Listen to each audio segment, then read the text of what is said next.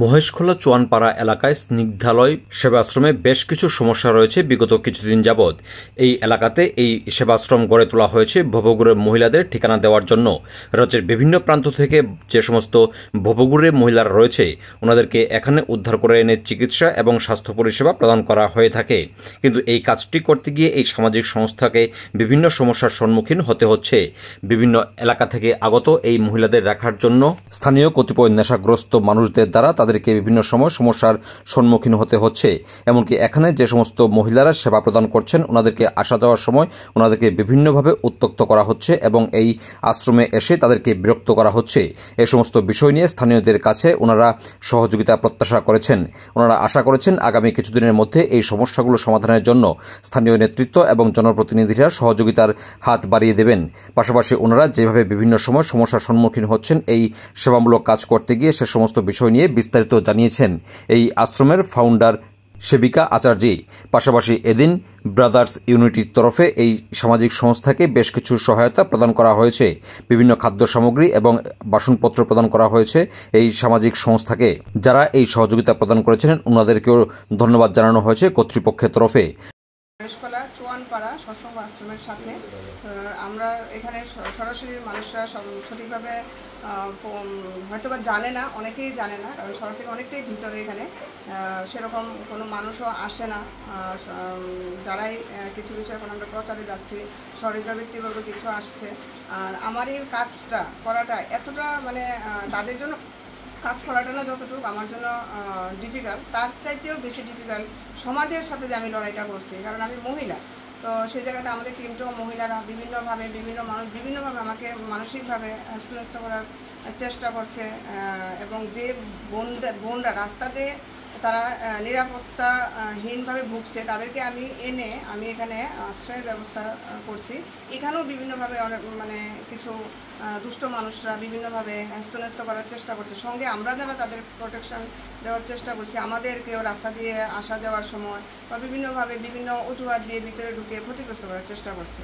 তো আমার সবার কাছে বিনম্র অনুরোধ, আমাকে মানসিকভাবে আপনারা সাপোর্ট সহযোগিতার হাত বাড়িয়ে দেন, যাতে আমি মানসিকভাবে শক্তি পেয়ে ওই মায়েদের বন্ধের জন্য আরও বেশি পরিমাণে করতে পারি।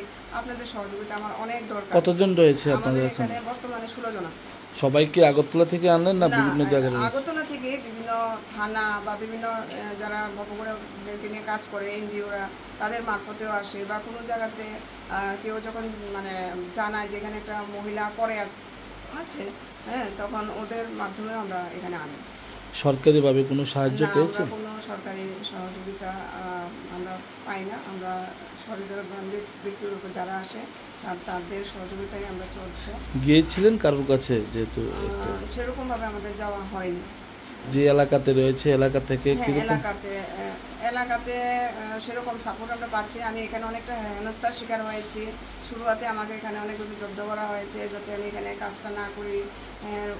এখনও আমরা রাস্তা দিয়ে আসা যাওয়া, যেহেতু এরিয়াটা অনেকটা শহর থেকে ভিতরে, এখানে নির্দিষ্ট কারেন্ট নেই, রাস্তাগুলো দিয়ে আসা যাওয়া করতে আমাদের উপর বিভিন্ন সময় বিভিন্নভাবে মানে হেনস্থার শিকার হতে হয়।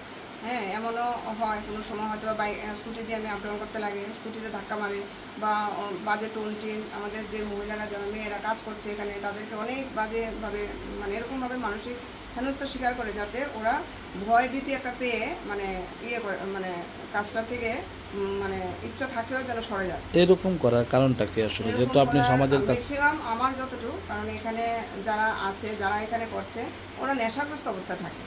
হ্যাঁ, বিভিন্নভাবে নেশাগ্রস্ত গ্রুপ থাকে। ওরা ওই সময়টাতে আমাদেরকে বা বিভিন্ন সময়ে তারা একটা বাহানা দিয়ে ভিতরে ঢুকতে চায় এবং কারণ জিজ্ঞেস করলে বলে না, মানে ভিতরে ঢুকবো, নেশাগ্রস্ত অবস্থাতেই থাকে।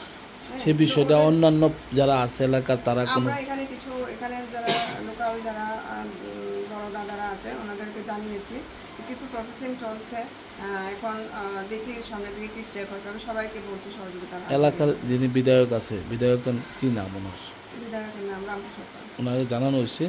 ওনার কাছে আমরা গিয়েছিলাম। ওনার কাছে যাওয়ার পর এখানে যে মন্ডল প্রেসিডেন্ট মান্তুরা উনিও এসেছিল। উনি এসে বলছে আমি দেখছি ব্যাপারটা। তারপরে এখানে আমরা একটা মহিলা কমিশনের দ্বারস্থ হয়েছিলাম, কারণ কিছুদিন আগে আমি যে মহিলাগুলো নিয়ে কাজ করছি তারা সম্পূর্ণ সুস্থ মানুষ থেকে একদম আলাদা। তারা এটাও বুঝে না তাদের যে নিজেদের পোশাক পরিচ্ছন্ন পরে থাকতে হবে, একটা মানুষ হলে সভ্যতাকে ওরা জানে না। তো ওর কী করেছে, কিছু অজানা কিছু মহিলা পুরুষ লোক একদিন হঠাৎ করে আমাদের আশেপাশে কিছু মানুষ আছে, আমাদের যে ওই মহিলাগুলারে আমাদের টিনের বেড়াগুলো খুলে মহিলাদেরকে আমরা অগোচরেদেরকে বের করে নিয়ে যাওয়ার চেষ্টা করে। এই সুবাদে কিছুদিন আগে এলাকার কিছু জানি না, আমি তাদের নাম পরিচয় সঠিকভাবে বলতে পারবো না, একদম অনেকগুলো 30 জন 35 জন মানুষের আশ্রমের ভিতরে পুরো এটা এই কাজটা করা যাবে না। এবং এই কাজ করতে গেলে তাদেরকে আমার বিভিন্নভাবে বিভিন্ন সময় আমার এখানে ঢুকতে দিতে হবে, কোনো বাধা নিষেধ থাকতে হবে না, এনি টাইম তা বললেই আমার গেট খুলে দিতে হবে, এবং ওই মানুষগুলো নেশাগ্রস্ত অবস্থায় থাকে। তো এটার আমি কোনো সুরাহা পাচ্ছি না, কারণে অকারণে হেনস্থার শিকার হচ্ছি। তো এই যে আজকে যারা আপনাদের পাশে দাঁড়ালেন তাদের উদ্দেশ্যে কি বলবেন? আমি অসংখ্য ধন্যবাদ বাদার্স ইউনিটের দাদাকে এবং পুরো টিমকে। আজকে আমাদের পাশে উনি কিছুদিন আগে আমার সাথে যোগাযোগ করেছিলেন, পরে উনি বলেছিলেন আজকের দিনে আসবেন, এবং আজকে উনি আমাদেরকে যে সামগ্রীগুলো দিয়েছে প্রত্যেকটা জিনিস আমাদের জন্য খুবই দরকারি। বিশেষ করে এখানে যে আমাদের হাড়িবাদ বাল্যবাসন দিয়েছেন, উনি হাইজেনিকের কিছু জিনিস দিয়েছেন। তো প্রত্যেকটা জিনিসই ভবঘুরে মানুষদেরকে পরিষেবা দেওয়াটা অনেকটা সুস্থদের থেকে আলাদা, কারণ ওনারা হাইজেনিক জিনিস জানে না। তো এখানে যে আমরা গ্রোসারি আইটেমগুলো পেয়েছি, তেল, সাবান, সার্ফ, এগুলো আমাদের খুব কাজে লাগবে। বাকি প্রত্যেকটা জিনিসই আমরা খুব অসংখ্য ধন্যবাদ দাদা আপনাদেরকেও, এবং সবাই এভাবে পাশে থাকবেন। সকলের কাছে আমার অনেক অনুরোধ রইল, আমরা মানসিকভাবে আমাদেরকে সাপোর্ট দেওয়ার জন্য আসবেন আপনারা। মহেশখোলা বাইপাস হয়ে একদম সোজা এসে রেল ব্রিজটা একটু ক্রস করে সামনের দিকে আসলেই ডান দিকে মহেশখোলা, এখানে সৎসঙ্গ আশ্রমের পেছনের দিকেই আমাদের আশ্রম। আপনারা এখানে আসবেন, আপনাদের সাপোর্ট আমাদের অনেক বেশি দরকার।